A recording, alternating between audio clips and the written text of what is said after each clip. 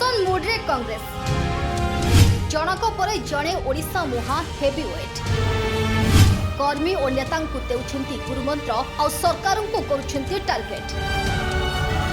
सोमवार भुवनेश्वर स्थित कांग्रेस भवन में पहुंची छत्तीसगढ़ पूर्वतन मुख्यमंत्री भूपेश बाघेल। कांग्रेस भवन ठारे उत्तरीय दे स्वागत करते कांग्रेस नेता मानस चौधरी। पर पूर्वतन मुख्यमंत्री स्वर्गत जानकी वल्लभ पट्टनायक श्राद्ध वार्षिक में श्रद्धांजलि जणाइथिले भूपेश। आ कांग्रेस भवन सांबादिक सम्मेलन कर केंद्र सरकार को करथिले सीधा सीधा अटैक। केंद्र सरकार को मिछुआ कहबा सह बीजेपी उपरे बर्षिछंती कांग्रेस वरिष्ठ नेता भूपेश बाघेल।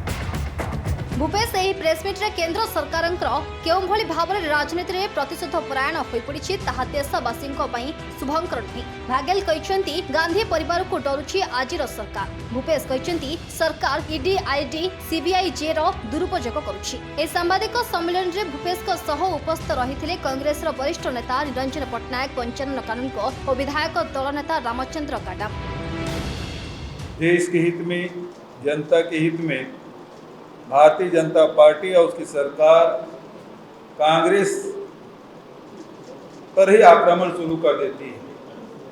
उन मुद्दों पे, उन सवालों पे जवाब तो देती नहीं, लेकिन ये कांग्रेस पर हमला करती है और ऐसे मुद्दे जिसमें वास्तविकता से, सच्चाई से कोई नाता नहीं, ऐसी लड़ाई वो शुरू कर देते हैं और बदनाम करने की कोशिश करते हैं।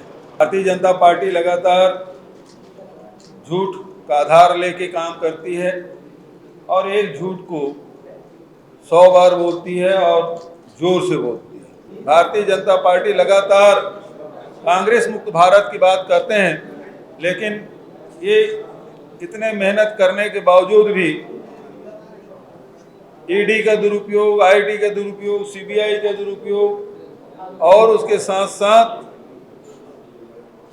इलेक्शन कमीशन का दुरुपयोग करने के बावजूद भी कांग्रेस को समाप्त नहीं किया जा सका। इससे ये परेशान है। एक नया सिगुफा फिर से ये लोग छोड़े हैं।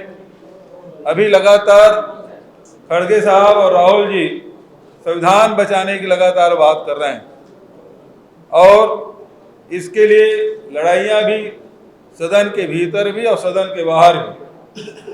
और जब उन्होंने एक सवाल पूछ दिया राहुल जी ने पिछले लोकसभा में कि अडानी से आपका क्या रिश्ता है, उन्होंने कुछ फोटोग्राफ्स दिखाए कि अडानी और मोदी जी एक ही प्लेन में बैठे हुए जा रहे हैं और लगातार पूरे देश की संपत्ति, चाहे रेलवे हो, चाहे एयरपोर्ट हो, चाहे पोर्ट हो, चाहे सीमेंट प्लांट हो, चाहे खदानें हो, सबको एक व्यक्ति के हाथ में सौंपा जा रहा है। ये संपत्ति देश की है, देश की जनता की है और कांग्रेस पार्टी ने बहुत सारे सार्वजनिक उपक्रम बनाए ताकि आम जनता जो गरीबी में जी रही है उसे मौका मिले अपने जीवन स्तर और सामाजिक स्तर सुधारने के लिए। और नेहरू जी से लेके मनमोहन सिंह जी तक अनेक संस्थाएं बनाई गई जिसके माध्यम से करोड़ों करोड़ लोगों के जीवन स्तर में सुधार आया।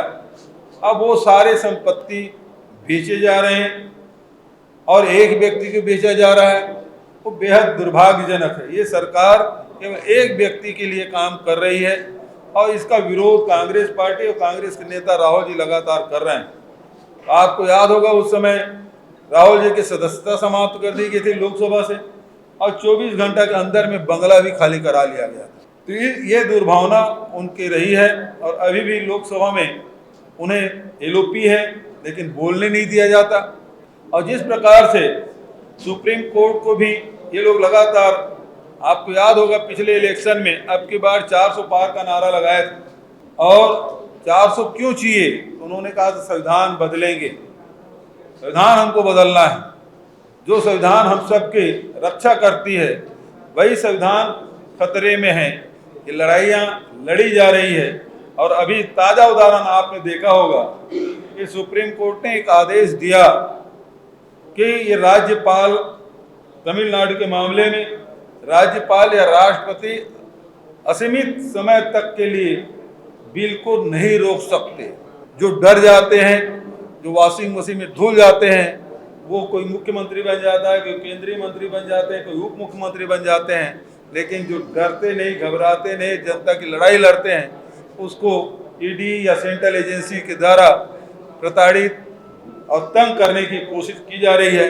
कांग्रेस जन इसे डरते नहीं, बल्कि इसे और ताकत मिलती है और पूरे ताकत के साथ भारतीय जनता पार्टी के फांसीवादी नीतियों के खिलाफ लड़ाई लड़ते रहेंगे जनता के हित में। Bureau report ABC Odia.